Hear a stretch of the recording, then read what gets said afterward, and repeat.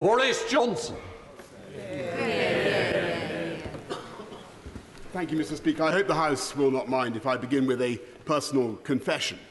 A few months ago, the BBC came to see me to talk about Her Majesty the Queen, and we sat down and the cameras started rolling, and they requested that I should talk about her in the past tense. And I'm afraid I simply choked up and I couldn't go on. I'm really not easily moved to tears, but I was so overcome with sadness that I had to ask them to go away. And I know that today there are countless people in this country and around the world who have experienced the same sudden access of unexpected emotion. And I think millions of us are trying to understand why we are feeling this deep and personal and almost familial sense of loss. Perhaps it's partly that she's always been there, a changeless human reference point in British life, the person who, all the surveys say, appears most often in our dreams, so unvarying in her pole-star radiance that we have perhaps been lulled into thinking that she might be in some way eternal.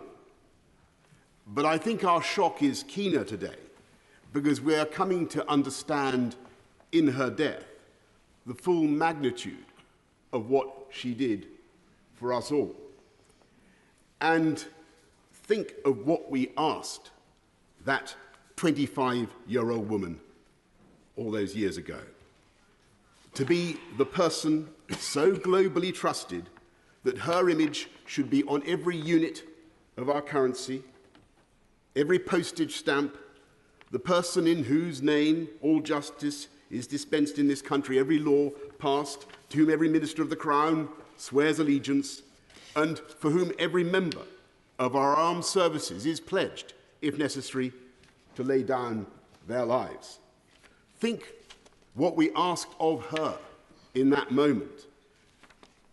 Not just to be the living embodiment in her DNA of the history and continuity and unity of this country, but to be the figurehead of our entire system, the keystone in the vast arch of the British state, a role that only she could fulfill because in the brilliant and durable bargain of the constitutional monarchy, only she could be trusted to be above any party political or commercial interest, and to incarnate impartially the very concept and essence of the nation.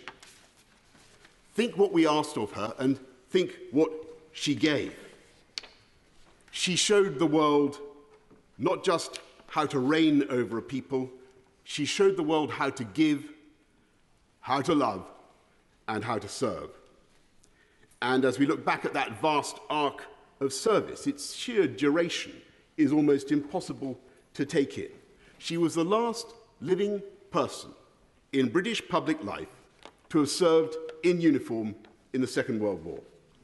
She was the first female member of the royal family in 1,000 years to serve full-time in the armed forces, and that impulse to do her duty carried her right through into her 10th decade to the very moment in Balmoral, as my right honourable friend has said, only 3 days ago, when she saw off her 14th Prime Minister and welcomed her 15th.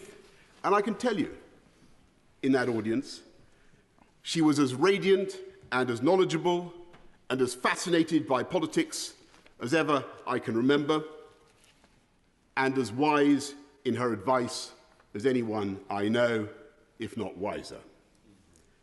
And over that extraordinary span of public service, with her naturally retentive and inquiring mind, I think, and doubtless many of the 15 would agree, that she became the greatest statesman and diplomat of all. And she knew instinctively how to cheer up the nation, how to lead a celebration. I remember her innocent joy more than 10 years ago after the opening ceremony of the London Olympics, when I told her that the leader of a friendly Middle Eastern country seemed actually to believe that she had jumped out of a helicopter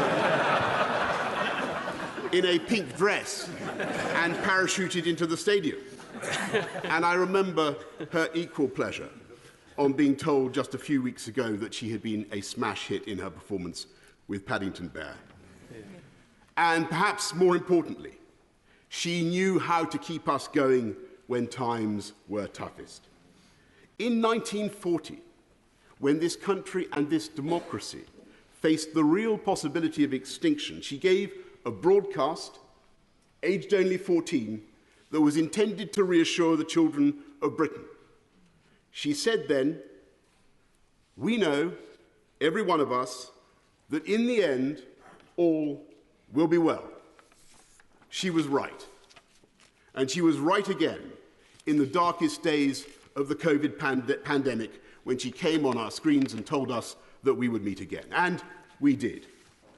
And I know I speak for other prime ministers when I say ex-prime ministers, when I say that she helped to comfort and guide us as well as the nation, because she had the patience and the sense of history to see that troubles come and go and that disasters are seldom as bad as they seem.